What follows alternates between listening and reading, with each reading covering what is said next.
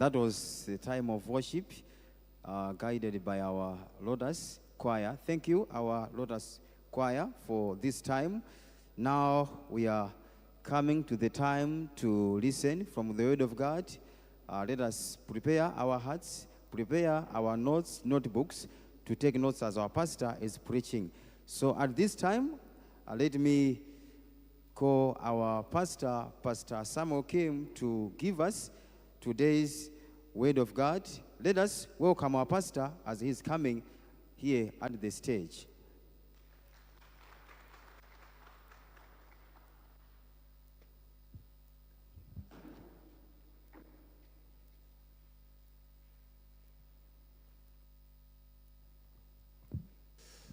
Good morning, everyone.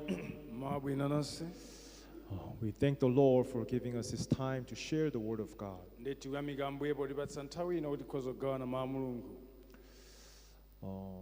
Let us first read on our main text from the Bible, Galatians chapter 3.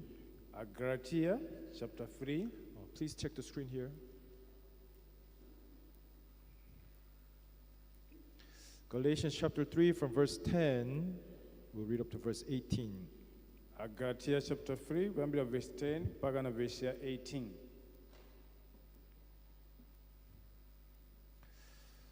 Galatians chapter 3 from verse 10. Galatians chapter 3, verse 10. If you found it, I'd like to read. Ngati mwapeza tiyamba kuwerenga.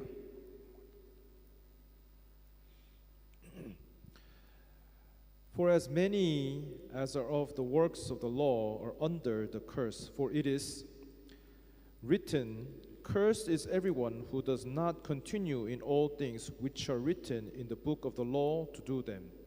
Pakuti onse amene atama ntchito za lamulo liwakhalira temberero, pakuti kwalembedwa wotembereredwa aliyense wosakhala mzonse zolembedwa m'buku la chilamulo.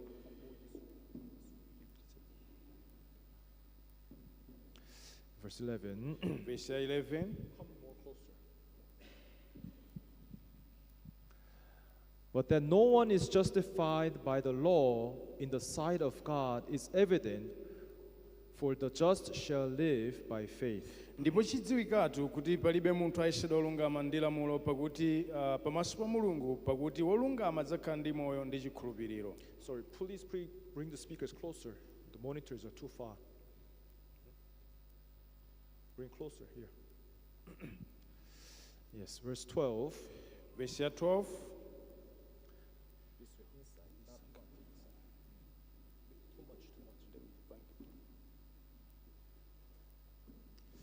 Thank you. Yes, sorry. Let's continue from verse 12. Verse 12. Yet the law is not of faith, but the man who does them shall live by them. Koma chilamulo sichokera kuchikhulupiriro, koma kuzichita adzakhala ndi moyo ndi izi. Christ has redeemed us from the curse of the law, having become a curse for us. For it is written, "Cursed is everyone who hangs on the tree." Kristo anatombola kutemberero la chilamulo atakhala temberero m'malo mwathu, pakuti kwalembedwa otembereredwa ndi aliyense amene wapachikidwa pa mtengo. That the blessings of Abraham might come upon the Gentiles in Christ Jesus, that we might receive the promise of the Spirit through faith. Kuti dalitso la Abrahamu mwa Yesu Khristu lichitike mwa mitundu kuti tikalandire lonjezano la mzimu wa moyo mwa chikhulupiriro. Brethren, I speak in the manner of man, though it is only a man's covenant, yet if it is confirmed, no one annuls or adds to it. Abale, ndinena monga munthu, pangano lingakhalera munthu liluzika, palibe munthu aliyesa chabe kapena kuonjezerapo. Now to Abraham and his seed were the promises made. He does not say, "and to seeds as of many," but as one, "and to your seed, who is Christ." Ndipo malonjezano ananenedwa kwa Abrahamu ndi kwa mbewu yake, sananena ndipo kwa zimbewu ngati kunena zambiri, komatu ngati kunena imodzi, ndipo kwa mbewu yako ndiye Khristu. And this I say, that the law, which was 430 years later, cannot annul the covenant that was confirmed before by God in Christ, that it should make the promise of no effect. Ndipo verse 17, ndipo ichi chinena lamulo limene linafika zitapita zaka mazana anayi mphambu makumi atatu, silifafaniza pangano lolunzika kale ndi Mulungu kuliyesa lonjezano lachabe. For if the inheritance is of the law, it is no longer of promise, but God gave it to Abraham by promise. Pakuti ngati kulowa nyumba kuchokera ku lamulo sikuchokeranso kulonjezano, koma kumeneku Mulungu anapatsa Abrahamu kwa ufulu mwa lonjezano. Up to verse 18, we have read. Kufikira verse ya 18 tawerenga. Once again, good morning, everyone. Kachikena mabwino nonse. Yes, we thank the Lord for guiding us to come to church to hear the word of God. Ndeti kuyamikaso Mulungu potitsogolera bwero chechi zamvetsera mawu a Mulungu. Everyone in this time, at this moment, it is time to listen to the word. Ndipo nthawi iyi ndi nthawi yoti ife timvetsere mawu a Mulungu. Most important thing in a service Ndichofunika kwambiri pakutumikira is that we are able to meet the heart of God through his messages. ndikuti timakwanitsa kumana ndi mtima wa Mulungu kudzera mu uthenga wake. It's not how you feel, Zimene mabvera it's not emotional encountering, kapena zimene maivaiva chabe, it's not any kind of experience that we need to find here. kapena chizolowezi china chake kapena experience imene tiyenera We kuipeza. are here to listen precisely what is the word of God. Ndetili pano kumvetsera mwachindunji mawu a Mulungu ndoti chani. Everyone, true power is inside the word. Ndi mphamvu yoona ili mkati mwa mawu. Power is inside where? Mphamvu ili mkati mwa chani? Inside the word. Mkati mwa mawu a Mulungu. Everyone, what changes you is not your emotions. Ndi chimene chimakusinthani inuyo simaivaiva. What enlightens you is not some kind of experience. Ndi chokupangitsani kuti mukhale moyo wokondwa sichongodutsa zimene tadutsamo chabe. Like a seed that has been planted in the ground. Ngati mbewu imene yapyalidwa munthaka. Because you just give water to the empty ground. Ndi sifoti mungothirira madzi pa Just nthaka. because you take care of the ground. Sifoti kusamalira nthaka. It does not mean that it's going to bring you crops, fruits. Ndi sifoti kusamalira nthaka kuti ikhoza kupatsa mbewu kapena zipatso. Is that right? Sichoncho. Only thing that it will bring forth is just weeds and grass. Ndi chimene chingatuluke pamenepopo ndi udzu basi. Likewise, you need to plant a proper seed in the ground. Momwemo mukuyenera mupyale mbewu yoyenerera mu nthaka. If you plant a mango seed, Mukadzala mango mbewu yake, clearly a mango tree will come out. ndi mtengo wa mango udzatulukapo. If you plant a banana seed, Mukadzala nthochi mbewu yake, clearly banana tree will come out. ndi mtengo wa nthochi udzatulukamo. Is that right? Sichoncho. Everyone, what word do you plant in your heart? Ndi mawu anji amene mapyala mu mtima mwanu. What word that you listen and you receive in your heart, that will come out from your heart. Ndi mawu amene mapyala ndi kumvetsera ochokera mu mtima mwanu, chimenecho chimene chidzatuluke mu mtimamo. Today, sadly, not distinguishing the clear words of God, Ndi lero mosasiyanitsa mawu ona a Mulungu. people just grasp anything from the Bible. Anthu amangogwira chilichonse ochokera mu Bible. And without understanding the heart of God, Ndi mosamvetsetsa mtima wa Mulungu. they just plant whatever words. Amangopyala mawu aliwonsewo. What happens if a knife becomes worn out? Ndi mpeni ukabunthwa chimachitika nchani? Even if the knife is worn out, it cannot cut well. Ndi wobunthwa kapena wokutha mpeni sungadule zinthu bwino. Is that right? Sichoncho? Then if you want to cook, our sisters, ladies, if you're cooking, you need a sharp knife to be able to cut the vegetables, and cut the tomatoes, cut the meat, and whatever you use for the ingredients. Ndi azimayi kuti aphike amafunika mpeni wakuthwa kuti adule tomato, nyama, komanso masamba ndi zina zotero. But if the knife is not sharp enough to cut, Koma ngati mpeni siwakuthwa kuti ukhoza kudula bwinobwino, everyone, you cannot cut properly, then almost you have to hammer the knife down to cut. ndi kuti mudule nzovuta ndi mpeni wobunthwa chifukwa ulibe kuthekera kotero. In other words, it becomes very messy and sloppy. Ndi mwanjira ina zodula zake sizikhala zabwino zikhala zosokonekera. Likewise, Bible says, Word of God is like a two-edged sword. Ndi Bible kuti mawu Mulungu ali ngati lupanga lakuthwa mbali zonse It zonse. needs to be sharp. Iwene likhale akuthwa. In other words, if you want a good relationship with God, ngati mufuna ubale wabwino ndi Mulungu, you need to have very precise, accurate Word of God in your heart. ndi mukuyenera mukhale ndi mawu achindunji mkati mwa mtima mwanu. But today, the minds of people are not very sharp. Koma malingaliro a anthu alero sakuthwayi. Our minds are mixed with many things. Ndi malingaliro athu ndi ophatikizika ndi zinthu zambiri. Our desires, Zokhumba zathu, what we see, zimene timaona, the world. dziko.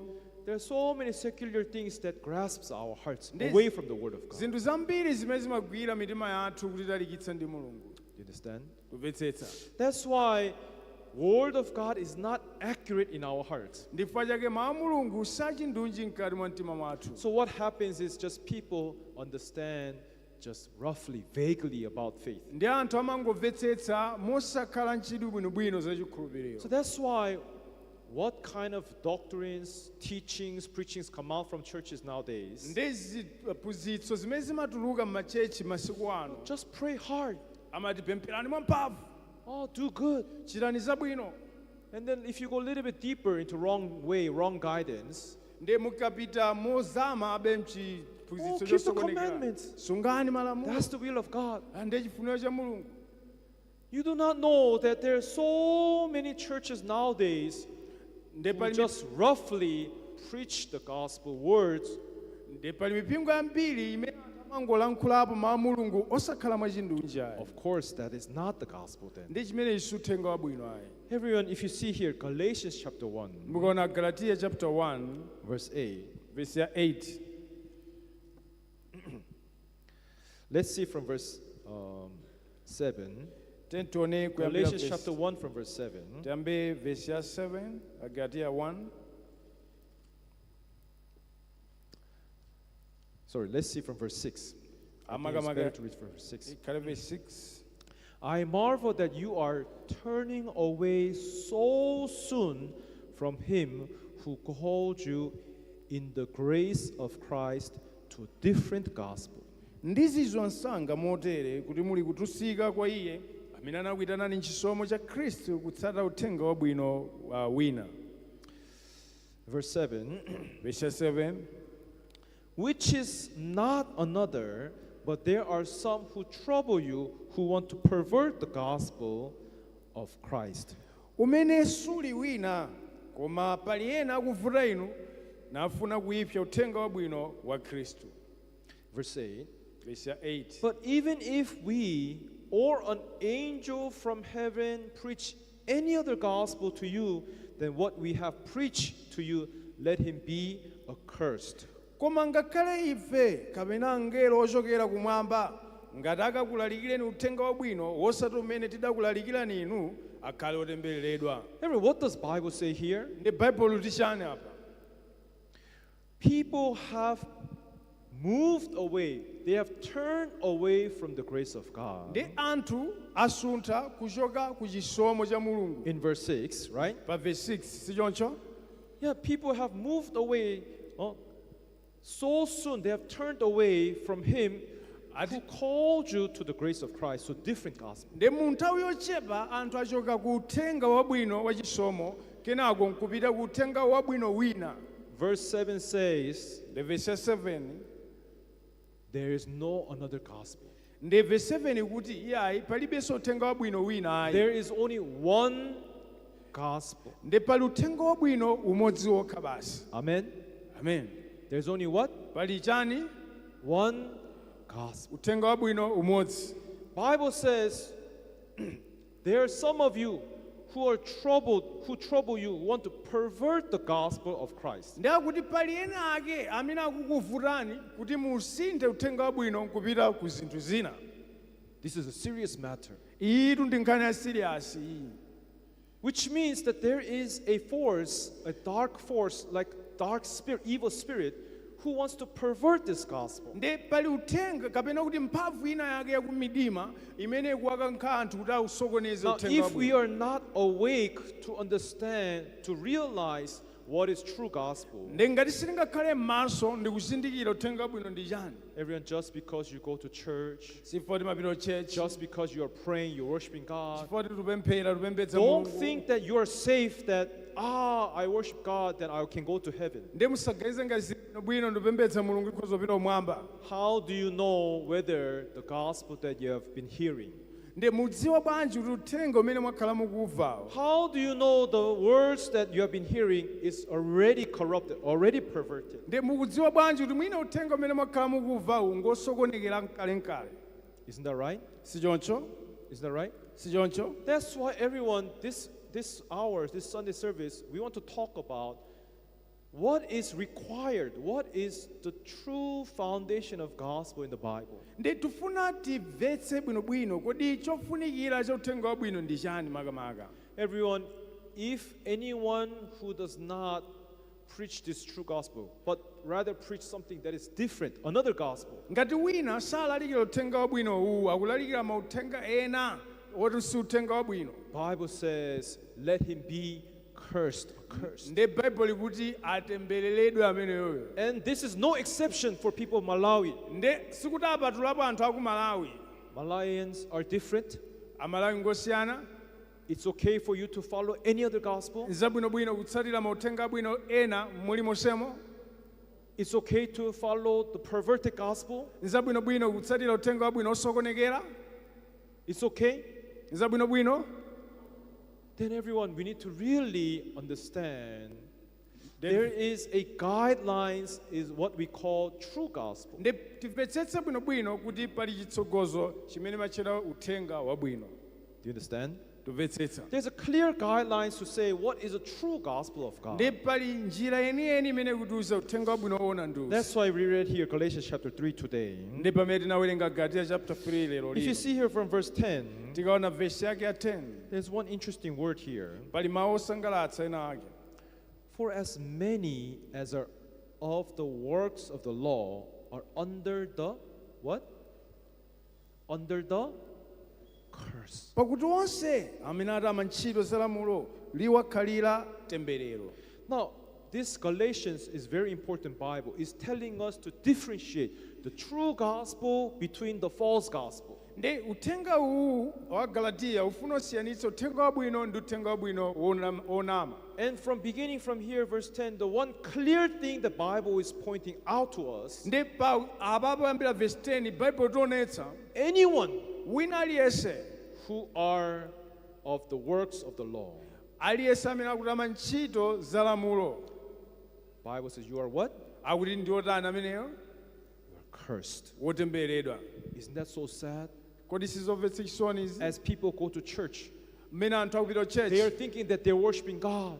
kumaganiza ngati They apembedza are praying mulungu, to that God. apemphera kwa mulungu, We have service to God. kumakha service kwa mulungu. But in our hearts, we do not understand what is true gospel. We just worship what we think is right. koma mumtima mwathu sitimvetsetsa uthenga wabwino tikungopembedza chilichonse chimene tiona ngati ncholondola. So many people think that keeping the 10 commandments is the will of God. ndi anthu ambiri amaganiza ngati kusunga malamulo khumi ndi chifuniro cha mulungu.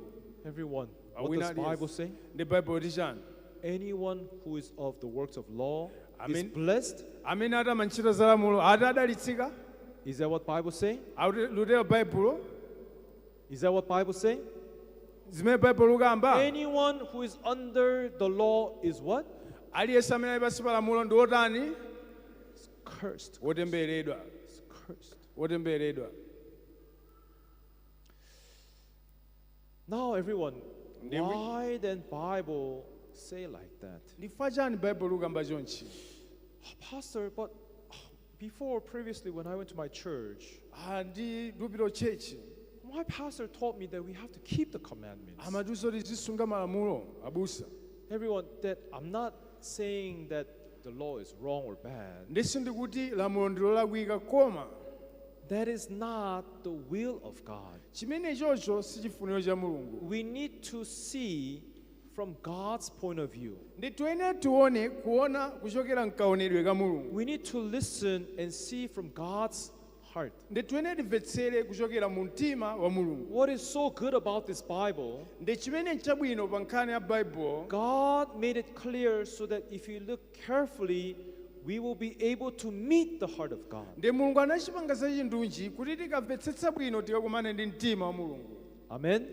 Amen. That's why everyone, what we need is a little bit of your heart and the attention to listen to the word carefully. Ndi chimene tikufunika ndi mtima wathu kuti timvetsere bwinobwino. We need to put in our hearts a little bit more and use our hearts to try to capture, understand what is the heart of God. Ndi tene kugwiritsa ntchito mtima wathu kuti timvetsetse kuti mtima wa Mulungu ndi chani. Now, everyone, today, the topic of today's sermon is the changeless promise of God. Ndi topic yathu ya lero ndi lonjezo la Mulungu losasinthika. The changeless what? Losasinthika chani? Promise of God. Lonjezo la Mulungu. Everyone, there's one condition Ndi pali chinthu chimodzi choyenereza in God's world. mdziko la Mulungu. If we want to be a true gospel, the truth, Ngati ufuna kukhale choonadi uthenga wabwino. like Bible says, Ngati Bible you shall limakambira. know the truth. Mudzazindikira choonadi. Truth shall set you free. Choonadi chidzakumasulani. Is that right? Si choncho? Everyone, nothing else can set you free, only the truth. Ndi palibe chingakumasuleni koma choonadi It is chokha only basi. the truth that can set you free. Ndi choonadi chimene chingakumasuleni basi. Say, we need to know what is the truth. Ndi tiyenera tidziwe choonadicho ndi chani. Can we pray for forgiveness? Kodi tikhoza kupemphera Trying to chikhululuko? keep the commandments, is Kuyesera that the truth? kusunga malamulo ndi Going to choonadi. church, Kapena helping the kuchechi. poor, Kuthandiza praising osauka, God. kupembedza What Mulungu. is the truth among this? Kodi choonadi nchani pakatipa apa? Right? Si choncho? Everyone, this is very important, fundamental problem about Ndi salvation. izi zofunika komanso ndi vuto la chipulumutso. But everyone, today here, Bible is trying to tell us, Ndi Bible kutiuza apa. if you see here verse 15, Tikaona verse ya 15. let's see from verse 14, Tiyambire verse ya 14. that the blessings of Abraham might come upon the Gentiles. Kuti dalitso la Abrahamu mwa Khristu lichitike kwa mitundu. Now, there is one man here Ndi pali who munthu have discovered this truth. pali munthu mmodzi amene azindikira choonadi. Amen. Amen. There is this man whose name is Abraham. Ndi pali munthu otchedwa Abrahamu. This is the blessings of Abraham Ndi ili ndi dalitso la Abrahamu. that might come upon the Gentiles in Christ Jesus. Kuti kabwere pa mitundu kudzera mwa Khristu Yesu. Bible saying that we Gentiles, now you and I, we are not Israelites. Ndi tikaona inu ndine ife sife Aisraeli ayi. Is that right? Si choncho? We are Ndife what? ndani? Ndife ndani? Gentiles. Ndife a mitundu. There is a blessings of Abraham which will come upon the Gentiles, Bible says. Ndi pali madalitso Abrahamu amene azabwere kwa mitundu. Is that right? Si choncho? Is that right, everyone? Si choncho ena aliyense? Yes, here verse 14 again. Ndi verse 14. These blessings of Abraham might come upon Gentiles in Christ Jesus, Kuti dalitso la Abrahamu mwa Yesu Khristu lichitike kwa mitundu. that we might receive the promise. Kuti tikalandire lonjezano la mzimu. Everyone, repeat after me. Nditsatire. Promise. Lonjezo. Promise. Lonjezo. Everyone, this is very important word. Izi zofunika kwambiri mawu amenewa. Among many words in the Bible, the word that I love the most, Ndi pakati pa mawu onse m'Bible amene ndimakonda I kwambiri. value the most, Ndi amene ndimatenga I ofunikira. treasure the most, Amene ndimayikako chuma is changa. this word, promise. Ndi mawu okuti lonjezo. You understand? Tumvetsetsa. Everyone, another name for this Bible, yes, we call it the book of life. Ndi dzina lina la Bible timati buku la We call moyo. it the Holy Word. Mawu oyera. But another name for this Bible is a book of promise. Ndi mawu ena a Bible ndi buku la lonjezo. Book of what? Buku la chani? Promise. La lonjezo. Amen. Amen. In other words, it's a promise. Now that's why we call this book Testament. Ndi chifukwa chake limayitcha kuti chipangano. Old Testament, Chipangano chakale, New Testament. chipangano chatsopano. Combined together, Testament. Tikaphatisa pamodzi pangano. What is the lonjezo. meaning? What is the meaning of testament? Ndi tanthauzo la pangano ndi chani? It means promise. Tanthauza lonjezo. Do you understand? Mvetsetsa? What promise? Ndi lonjezo It's a lanji? promise of God. Ndi lonjezo la Mulungu. Do you understand? Mvetsetsa. Now, verse 15. Verse 15. What is this promise? Brethren, I speak in the manner of man, though it is only a man's covenant. Yet it is not confirmed, no one annuls or adds to it. Abale ndinena monga munthu, pangano lingakhale la munthu litaluzika palibe munthu aliyesa chabe kapena kuonjezapo. Now, this is an example. Ndi chitsanzo. Even speaking of people, man, Ngakhale mankho za anthu, although it's man's promise ngakhale ndi lonjezo la anthu or covenant, kapena pangano. now in today's term we use the word contract. Ndi panopa masiku ano timati kontraka iti. Let's say you have signed a contract. Ndi mwasayinira kontraka iti. You understand? Tumvetsetsa? If you have signed a contract, although it's between human to human, man to man, Ndi ngakhale kontraka itiyo mwasayinira pakati pa the anthu ndi moment you munthu. sign the contract, Ndi mmene mwasayinira kontraka itiyo. can you change the contract by yourself? Mukhoza chisintha chipepala cha kontraka chimenechi nokha. Can you change it? Panokha mmachisintha Can you disannul it? kapena kuchita achatha mphamvu chimenechi. Everyone, even the contract that we sign, we write in this earth as a Ndi- human to humans. Ngakhale kontraka imene timasayinira pano pa dziko lapansi ngati wanthu. No one can annul or add to this contract. Ndi palibe amene angalilese ngati lawamba kapena kuonjezerapo kontraka itiyo.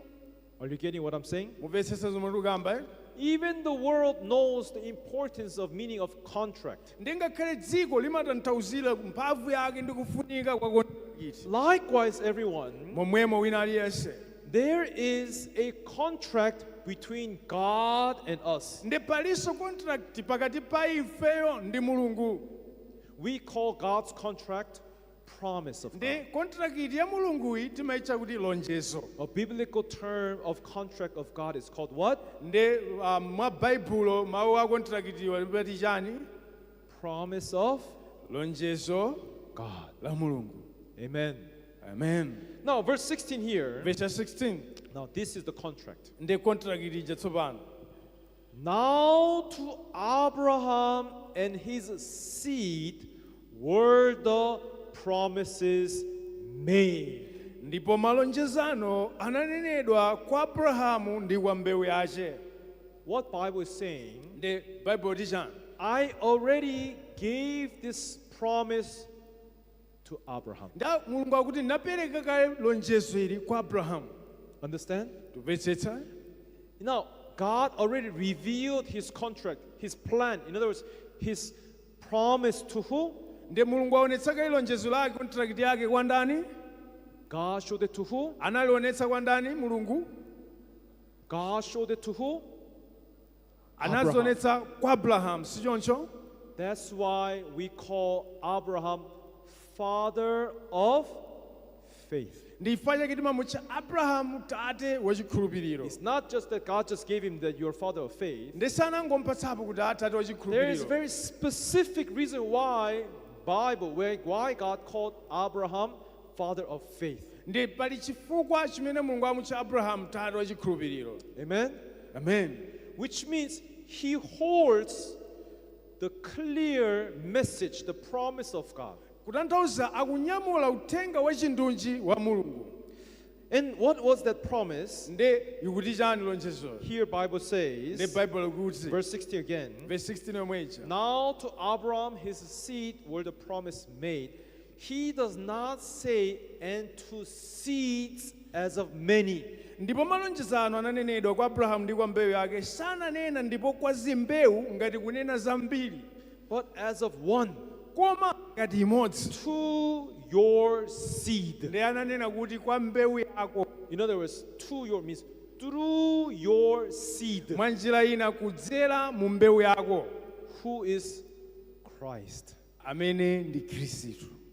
In other words, what was the promise of God? Ndi lonjezo la Mulungu linali chani?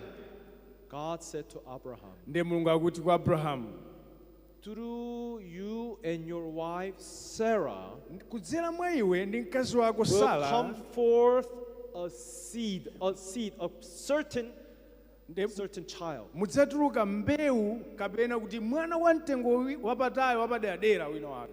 Amen. Amen. And I have made the plan. Ndapanga ndondomeko. Through him I will fulfill all righteousness. Kudzera mwa iye ndidzakwaniritsa chilungamo chonse. Amen. Amen. Now that word is here, verse 13. Verse 13. Galatians chapter 3, verse 13. Galatians 3, verse 13. Let's read all together. Ready? Begin. Tiambepo. Christ has redeemed us from the curse of the law, having become a curse for us.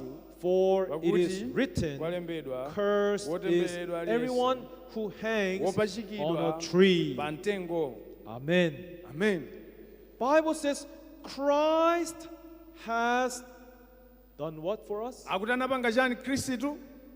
Redeemed us. Amen. Amen. See, already God had made a plan. Plan. I'm sharing to you right now what is the plan of God, the promise of God. The contract. God had already made a plan. Only one way to wash away our sins. Only one way. What is that way? Praying we can wash away our sins. Praying we can wash away our sins. Trying to keep the 10 commandments can wash away our sins. Answer me. Is that the way? Bible says there will come a seed. I already told Abraham who that seed is. Amen. Amen. That promise was already revealed to Abraham. So if you want to know the true gospel, if you want to know the true plan of God, if you want to know what is the truth, the promise of God, look carefully to the promise that I gave to Abraham. Amen. Amen. That promise is the real truth. It's the real promise. It's the real gospel. The Bible has clearly pointed this out to us. That's why God says here, once again, verse 16, now to Abraham and his seed, S, if you see here, it's capital S. Were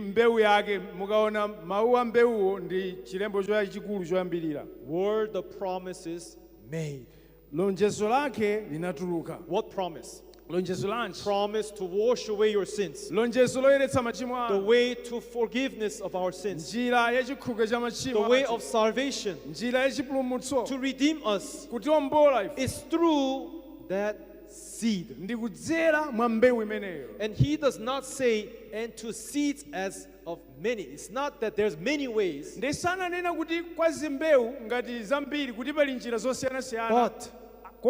as of one. One way. Only one way. And to your seed, who is Christ. Now today, sorry to say, but there is another religion called Muslims. What is the difference between Islam and Christianity? Actually, before the son of promise Isaac was born, Abraham took in a handmaid whose name was Hagar. Hagar or Hagar or however you call it, Agar or. So she laid with Abraham, and the first seed was born through Hagar. Nde anagona ndi mzimayi ameneyu nde kunabadwa mwana woyamba amene akubadwa umeneyo. What did they name that child? Adamutcha dzina lake chani ndani? Ishmael. Ishmael. That's why in Islam they consider him as officially Isaac is second born. Nde ku Chisilamu amanena kuti Isaki ndi wachiwiri woyamba ndi Ishmael. So officially the real how can I say heir is Ishmael. Nde mwakuthupi amanena kuti olowa nyumba kapena woyamba ubadwa ndi Ishmael. So all the way down from God until Abraham's time, Christianity, Islam follow the same history. Nde Chikhristu timatsatira zimenezo malingana kuyambirira. But from Abraham, why it separates is that they consider as Ishmael officially the firstborn heir, the rightful heir to Abraham. Nde koseku timafanana zotsatira koma apa timadzasiyana nkunena kuti awamati woyambirira ndi Ishmael pamene timati ndi Isaki. That's why they have followed Ishmael. Nde mmoyo mwawo Asilamu amatsatira Ishmael. That's why the religion called Islam has been formed. Ndifa chake chipembedzo choti Chisilamu chinayambika. But everyone here, we need to look closely Nde tikaona mosamalitsa into the Bible. m'Bible. Amen? Amen. Everyone, before Ishmael was born, Ishmael asanabadwe, was this the promise of God? kodi Ishmael inali mu lonjezo la Mulungu? Is it that Abraham made a mistake that he had taken Hagar and Ishmael was born, so the will of God was diverted to Ishmael? Nde chifoti anapanga mistake Abraham kalowa kwa Hagara nde Mulungu asintha lonjezo lilowera kumeneko? No. Ayi. We need to look a little bit more further into the beginning of the history. Nde tiwene tikangane mosamalitsa ku chiyambi cha history. Let's see Ephesians chapter 1, just next book. Then tiona Efeso chapter 1 buku lina Ephesians patsogolo. chapter 1, verse 1. Efeso chapter 1. Ephesians chapter 1, verse 1. Efeso chapter 1 verse yake kuyambiraso verse 1. Paul, an apostle of Jesus Christ, by the will of God, and to the saints who are in Ephesus and faithful in Christ Jesus. Paulo mtumwi wa Kristo Yesu mwachifuniro cha Mulungu koma kwa oyera mtima amene ali mu Efeso ndi wakhulupirira mwa Yesu Kristo. Look here, Nde tione apa the will of God. mwachifuniro cha Mulungu. Jesus Christ by the will of God. Ndakuti Yesu Kristu mwachifuniro cha Mulungu. Everyone, what is important is not the history. Nde chofunika si mbiri chabe history. It's not the events that has taken place. Sizochitika zimene It's not the zingochitika. law that has suddenly come down to us. Kapena lamulo limene latsika kwa ife. Along the history, before even the history was made, there was what? A will of God. Nde pasanabwere mbiri panali kale chifuniro cha There Mulungu. was a plan of God. Panali kale ndondomeko ya Mulungu. Amen? Amen. There was a promise of God. Panali lonjezo la Mulungu. Verse 4, Verse 4. what is that promise of God? Ikuti chani lonjezo la Mulungu? Everyone, let's look carefully here. Nde tiyangane mosamalitsa apa. Just as He chose us in Him Monga before the foundation of the world. monga anatisankha mwa iye lisanakhazike dziko lapansi. Now, to read this clearly, just as He here is God. Nde kuti mmene iye anatisankha iye ndi Mulungu. God chose us in Him is Jesus. Nde Mulungu anatisankha ife mwa iye, iyeyo ndi Yesu. Amen? Amen. So just as God chose us, those who are inside Jesus. Nde monga anatisankha ife amene tili mkati In mwa other words, Khristu. God had the plan to only select, only receive, only choose those who are inside who? Inside who? Inside Jesus. Nde plani ya Mulungu inali yotisankha okhawo amene ali mkati mwa Khristu. God made this plan when? Nde litiro Before the akuti lisanakhazikike what? lisanakhazikike cha before the foundation of this world. lisanakhazikike dziko So let me lapansi. ask you, everyone, Ndiye ndikufunseni funso. when did God decide to save us through Jesus Christ? Kodi ndilitiro limene Mulungu anapanga chisankho chotipulumutsa kudzera mwa Yesu Khristu? When did God make this plan to wash away the sins of the people? Ndilitiro limene anapanga chisankho choyeretsa When machimo was athu. this plan ever created? Ndi chisankho chimenechi, plani imeneyi inapangidwa liti? Before the foundation of this world. Lisanakhazikike dziko lapansi. Do you understand? Tumvetsetsa? As you know, in Genesis chapter 1, God creates the heavens and the earth. Monga mudziwa Genesis chapter 1 Mulungu analenga kumwamba ndi dziko lapansi. And then he creates he divides the land and the sky, and then let the waters firmament come up. Andi anasiyanitsa dziko lapansi ndi kumwamba kenako ndipanga madzi And the third atuluke. day, God creates all the trees that yield fruits, herbs, grass that yield seeds. Ndi tsiku linalo anabweretsa zipatso, mbewu zilizonse komanso udzu kuti uwomere The pamene. fourth day, he created the sunlight, the moonlight, and the stars on the sky. Ndi lachifolo anapanga zowunikira, mwezi, dzuwa ndi nyenyezi. Fifth day, the fowls in the air and the fish in the sea. Ndi lachi-5 anapanga Sixth day, mbalame ndi nsomba. all the creeping things that creeps on the earth, and also humans. Ndi tsiku lachi-6 zinyama zina zoyenda pa nthaka ndi zina zoti Even ndifeso. before this creation took place, Ndi ngakhale asanalenge zonsezi. what is first? Kodi choyambirira ndi chani? What was created first? Kodi ndi chani chimene chinalengedwa koyambirira? What was created first? Ndi chani chimene chinalengedwa koyambirira? The promise of God.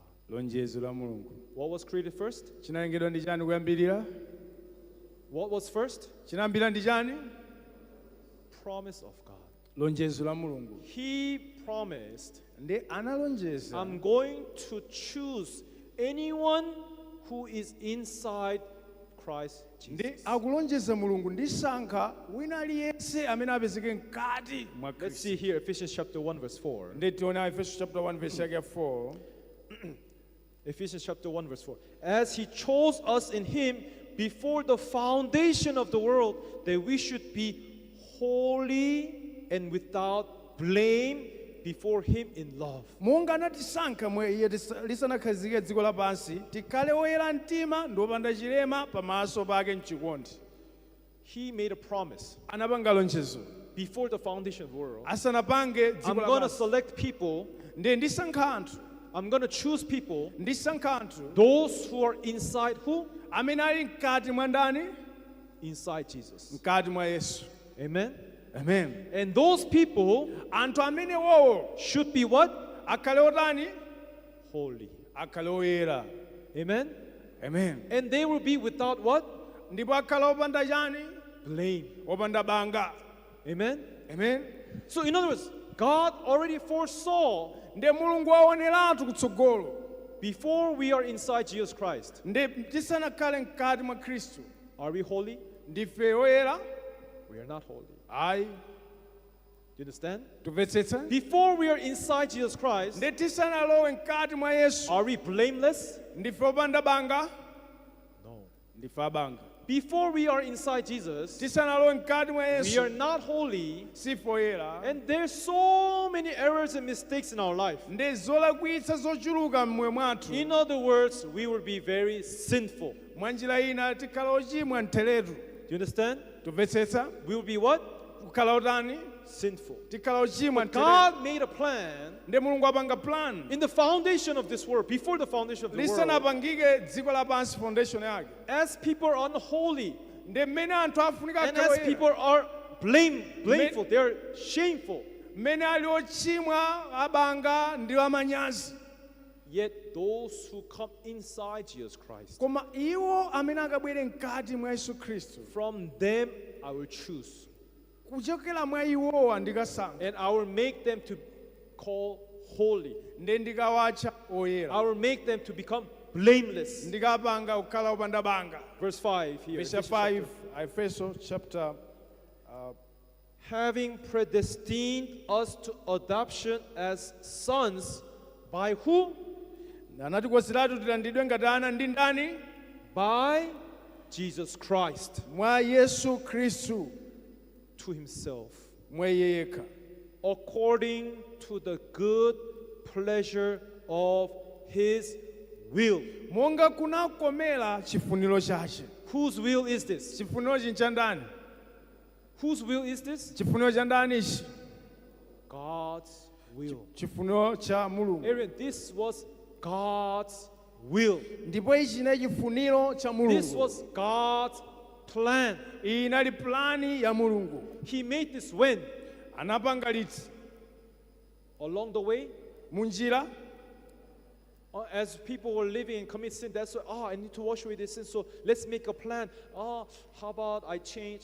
Let's send Jesus to wash their sins away. Kuti anadzidzimuka Mulungu, tona na anthu ambochimwa, tipange plani wa pulumutsa God made titumize this Yesu. plan as we are living, Kodi Mulungu anapanga plani imene tili kukhala ndi moyo? as a humanity begun. Mmene dziko litayambika kapena anthu atayamba? These plans were made when? Nde plani inapangidwa liti?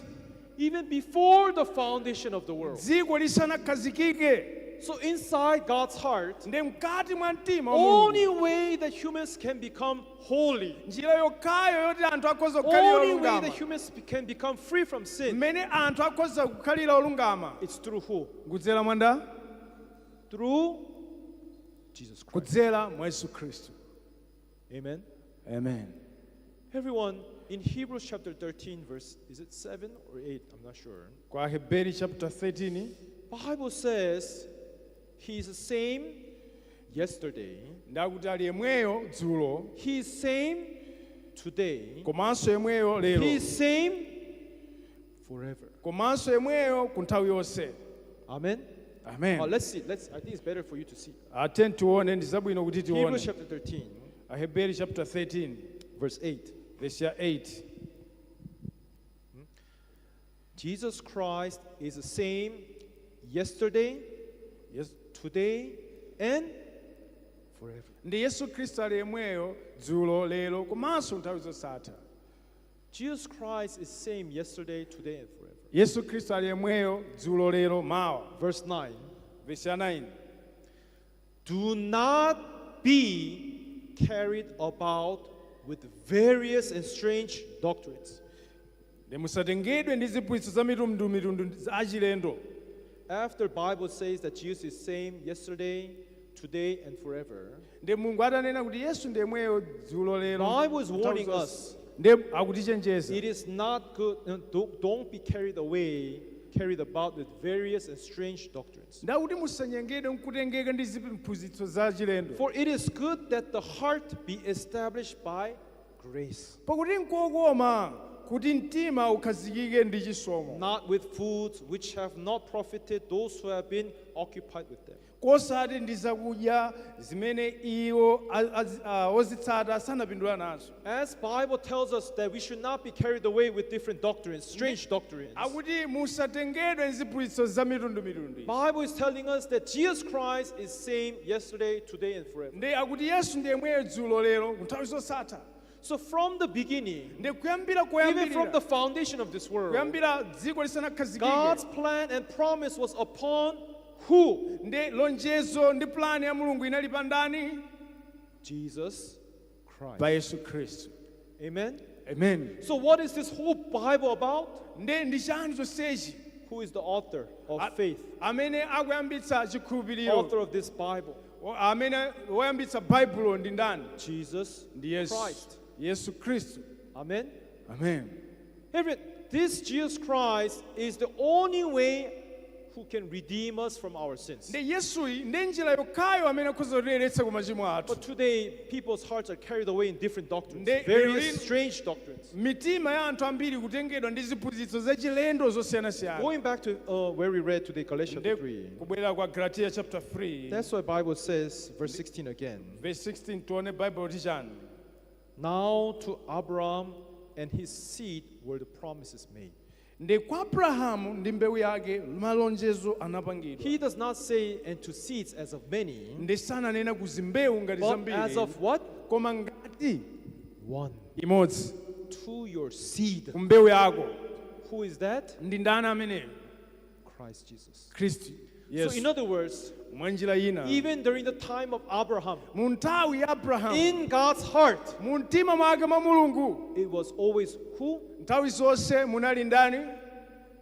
Jesus Munali Yesu Christ. Kristu. Amen. Amen. In this doctrine, in his gospel, in the truth, Nde mu chiphunzitso ichi it muchoona was always Jesus Christ. nthawi zonse wakhala It ali was Yesu. never anything else. Sanakhale kuchina chake, simunakhale kuchina. Now, if you see verse 17, Nde tikaona verse 17 the Bible is teaching us something very important. nde Bible liphunzitsa china chake And chofunikira. this I say, Ndipo ichi ndinena that the law, lamulo yes, the law of Moses that we know, the Ten Commandments, lamulo la Mose limene timadziwa which was 430 years later, after Abraham's time, 430 years later. ndimene abwera zaka 430 atadutsa Abrahamu. Bible says just like when you sign a contract, even people cannot disannul or add to the contract. Nde bonga Bible kamba kuti mukasaina contract palibe ngakhale anthu sangasinthe contract. From Abraham to Moses' time, it's about roughly 430 years. Nde ku Abrahamu kwa Mose panali zaka 430 Bible is clearly saying here, nde akukamba Bible unena the law which was 430 years later nde lamulo limene abwera zaka 430 cannot silingakwanitse annul the covenant, kufufuta lonjezo, cannot change, in other words. silingasinthe mwa njira ina. This law cannot change the plan of God. Lamulo silingasinthe plani ya Mulungu. Everyone, we need to see this clearly. Nde tikuyenera kuona mosamalitsa. Law does not change the plan of God. Lamulo silikusintha plani ya Law Mulungu. cannot change the promise of God. Lamulo silingasinthe lonjezo la Mulungu. Do you understand? Tikupetsetsa. Do you understand? Tikupetsetsa. Let's read on, 17. Then tuone verse 17 lipitilizebe. The law, which was 430 years later, cannot annul the covenant that was confirmed before by God in Christ. Ndipo lamulo limene labwera zaka 430 silingafafanize pangano loluzika kale ndi Mulungu akulesa lachabe mwa It Khristu. is confirmed. Zotsimikizika. Salvation is through who? Ndi chipulumutso nkudzera mwa ndani? Jesus Christ. Mwa Yesu Khristu. It is confirmed. Zotsimikizika apapa. Oh, Pastor, I'll believe in Jesus Christ, but I also think we should keep the commandments. Abusa ndikhulupirira mwa Yesu komanso ndisunganso malamulo. That is not faith. Chimene si chikhulupiriro. You cannot mix. Simungaphatikize ziwirizi. It is one of the law of God saying that don't mix. Nde mwalimodzi malamulo la Mulungu nali God musamaphatikize. hates mixing. Mulungu amadana nkumikisa. Even God commanded when you plant the field when you plant the crops in the field, don't plant two different types of seed together. Ndakuti ngakhale mukamavyala musavyale chimanga maunguso momwemo Even the Mulungu clothes adana where nazo. you wear, don't put two different kinds of fabrics in one cloth. Nde zovalaso musamavale zomikisa mitundu Even ayi. God said, don't let two different kinds mate each other. Komanso anthu osiyana kukwatirana kapena kukhala malo amodzi. That is sin, Bible says. Imene ndi tchimo Bible lero. What God said is not. Chimene Mulungu anena kuti ayi ndi ayi. But do people think like that? Koma anthu imaganiza choncho? Do churches think like that? Mipingo imaganiza choncho? Does Christianity of nowadays think like that? Kodi mipingo imayankhula choncho ya They Chikhristu? mix this, they mix that, whatever. Timangomikisa basi chilichonsecho bwera They mix zitenge. all kinds of doctrines, say it's will of God. Nde timangotenga ziphunzitso zosiyanasiyana utenga ichi nkumaphatikiza kuti nchifuniro cha Mulungu. That is not will of Si God. chifuniro cha Mulungu ayi. Will of God, you don't add your opinions. Nde chifuniro cha Mulungu siliwonjezerapo maganizo athu. God has fixed, confirmed, Mulungu akutsimikizira made this plan, ndikupanga promise of God ndondomeko imene lonjezo la to Mulungu wash away our sins through Jesus Christ. kuyeretsa machimo athu kudzera mwa Yesu Khristu. Amen. Amen. Amen. Amen. Let me ask you, Nde ndikutseni. who was first? Anayambira ndani? Ishmael Ishmael or Isaac? kapena Isaki? Physically, Ishmael came out first, right? Nde mwakuthupi Ishmael akuonekera si choncho. But before that, Koma asanabwere amene what was first? choyambira chinali chani? The promise of God. Lonjezo la Mulungu. Amen. Amen. What was first? Chinayambira ndi chani? Promise of Lonjezo God. la Mulungu. This promise was made when? nde lonjezo linapangidwa liti Even before this world was created. ngakhale dziko ili lisanabwere. Do you think God has any intention to change his promise? muganiza mulungu ali cholinga china kuti asinthe lonjezo In this 21st century, in the year 2026, now God has changed? mzaka zama 20,000 mu 2026 mulungu muganiza wasintha Then that's not God you're serving. andesi mulungu ameneyoyo Bible says nde bible likuti Jesus Christ, yesu khristu same yesterday, ali yemweyo dzulo today, lero and forever. ngakhalenso mawa. The way of salvation has never changed. njira yachipulumutso sinasinthe. Everyone, today we need to find true salvation in Christ Jesus. lero lino toyenera tipeze chipulumutso choona mwa yesu khristu. But today, although we say that we worship him, we believe in him, nde lero lino ngakhale timanena kuti tikumpembedza our tikumukhulupirira minds of the Christianity is mixed with all kinds of sorts of strange doctrines. malingaliro athu a chikhristu amikisika ndi ziphunzitso zosiyanasiyana. It's not that you need to hear more things. sikuti nkhani nkuti You need to mupeza mbiri. remove the strange doctrines out from your heart. nkhani ndikuti muchotse zachilendozo m'mitima mwanu. We need to clear out, muzichotse kuzifufuta remove everything else, kuchotsa zonse zosayenerera. to come down to understand what promise is made through Jesus Christ. nde ndikubwera nkumvetsetsa kuti ndi lonjezo lanji limene mulungu apanga kudzera mwa yesu khristu. Amen. Amen. Our mission has been working for over 60 years trying to emphasize on this. ndi mpingo wathu wakhala kugwira ntchito kwa zaka zambiri kutsimikizira za izizi. We need to focus to that promise of God, toyenera tikhale ndi chidwi pa lonjezo la that mulungu. will of God. chifuniro cha God mulungu. had promised through Jesus Christ. mulungu alonjeza kudzera mwa yesu khristu. Anything outside of Jesus Christ chilichonse kunja kwa yesu khristu is not faith. si chikhulupiriro, It's not a promise. si lonjezo ayi, It's not the truth. si choonadi, Right? si choncho. Everyone, that's why, everyone, ndi chifukwa chake wina aliyense we need to understand this true salvation of God timvetsetse choonadi Which cha mulungu comes chipulumutso in Christ Jesus. chimene chikubwera kudzera mwa yesu Everyone, we khristu. all know that he died on the cross to wash away our sins. ndi tikudziwa anafa pa mtanda kuyeretsa machimo But athu. although we want to get this clear down in our hearts, ngakhale tikufuna tizitenge mtima mwathu mwachindunji. before even we talk about Christ Jesus, ngakhale tisanakambe za yesu khristu. in your hearts, in your minds, it's mixed with all sorts of doctrines and strange doctrines that has been corrupt over mitima time. mwathu mwadzaza ziphunzitso zachilendo zimene zaunjikana mmenemu. Let's get this clear. ndi tikambe izi mwachindunji. Bible says you shall know the truth. baibulo kuti mudzazindikira choonadi. Truth shall set you. choonadi Free. chidzakumasulani. When you talk about that truth, ndi tikakamba za choonadi it chimenechi. needs to be the truth which God has made the plan, the promise before the foundation. ndi chimene chikhale choonadi chimene mulungu anachipanga lonjezo limene linabwera dziko And that lisanakhazikike. same plan, promise of God, God revealed it to Abraham. ndi plani yomweyo mulungu akuionetsa kwa abrahamu.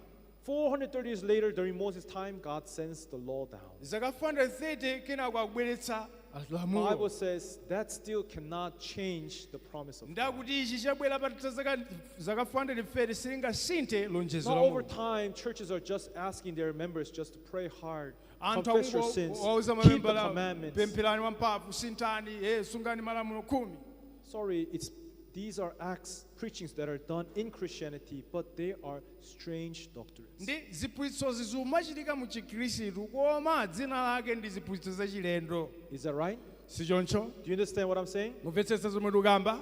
There's only one promise, one gospel. ndi pali lonjezo limodzi ndi uthenga wabwino umodzi. We are sharing that one way of salvation. ndi tionetsanso njira imodzi yomweyo yachipulumutso. Everyone, we need to all focus to this Jesus Christ, ndi tikhale ndi chidwi pa yesu khristu apa what he has done for us. zimene anachita. Then you'll be able to know ndi mukakwanitsa how kuona you can become free from our sins. mmene mungachotsedwere kuchimo. Bible says, for all have sinned and fall short before glory of God. ndi akuti onse anachimwa naperewera pa ulemerero wa mulungu. But koma we are justified through As- the redemption that is in Christ Jesus. ayesedwa olungama kudzera mwa chiwombolo cha mwa khristu yesu. In Christ Jesus, there is true salvation. mwa yesu khristu muli chipulumutso choona. So don't add all these sorts of your own doctrines that you have been learning till now. ndi musawonjezere ziphunzitso zanu zimene mwakhala Let's muziphunzira. get this very clear. ndi tiye tikambe mwachindunji. Only true redemption is inside Christ Jesus. ndi chiwombolo choona chokha chimene chili mwa Khristu This Yesu. plan was made even before humans existed. Ndi plani yake inapangidwa ngakhale This plan anthu of God will asanakhalepo. never change. Ndipo plani yake simasintha. This plan is same yesterday, today, and forever. Ndi yomweyo dzulo lero It ngakhalenso has mawa. never changed over time. Ndipo sikuyenera kusintha popita ndi nthawi. Don't you want to understand that true gospel? Kodi simufuna mvetsetse uthenga wabwino umenewu?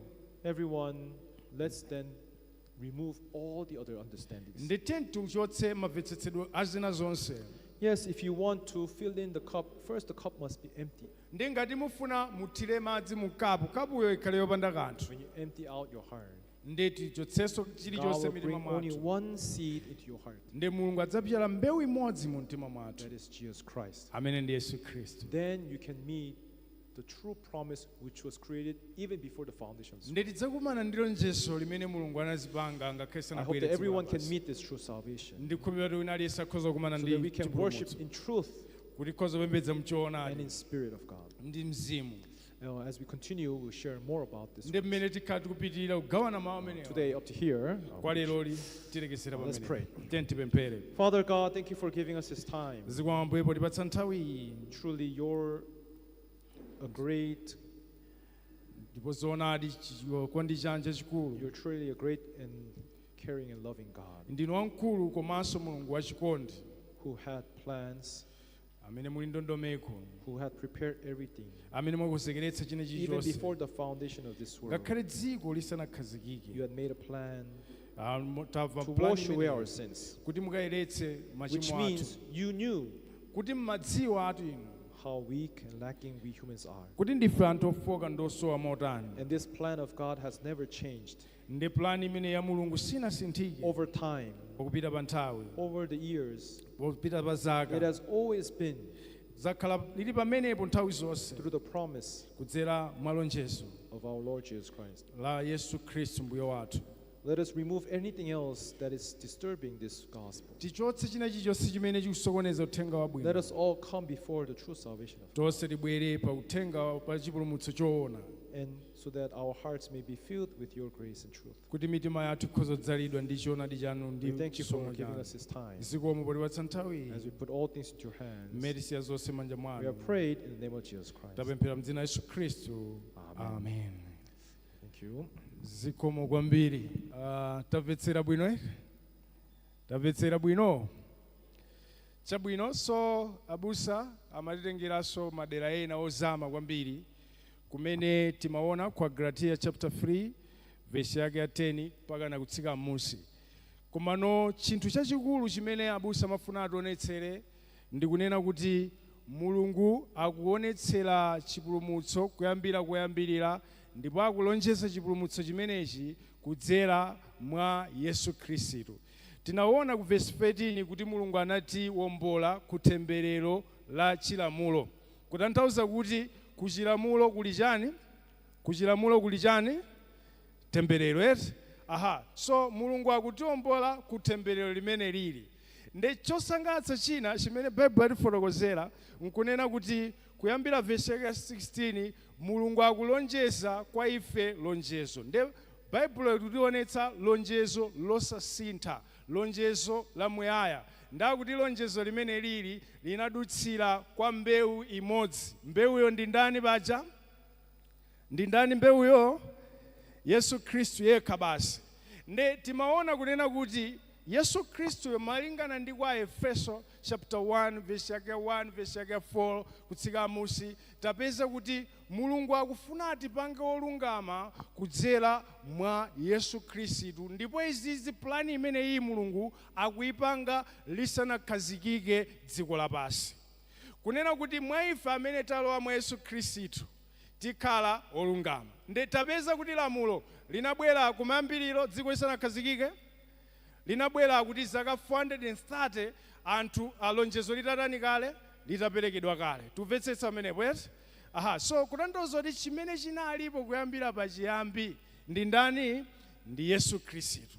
Ndi kuti ife tikalowa mwa Yesu Khristu onse amene ali mwa Khristu ayesedwa kukhala olungama. Tangowafunsana anebawo, muli mwa Yesu kapena muli kunja?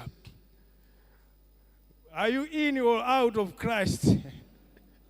aha, so iwo amene ali mwa khristu akuyesedwa kukhala olungama. Bwanji inu ndine tikhulupirire mwa Yesu Khristu ameneyi, chifukwa lonjezo lake silikusintha malingana na Hebrew chapter 13 verse yake 8, iye ali yemweyo dzulo lero ngakhalenso mawa. Bwanji chiyembekezo chathu tichiyike mwa Khristu ameneyi. Amen. Zikomo kwambiri. This time we have time to give offering to the Lord. I will invite the offering team to come in front, and you all stand up to offer.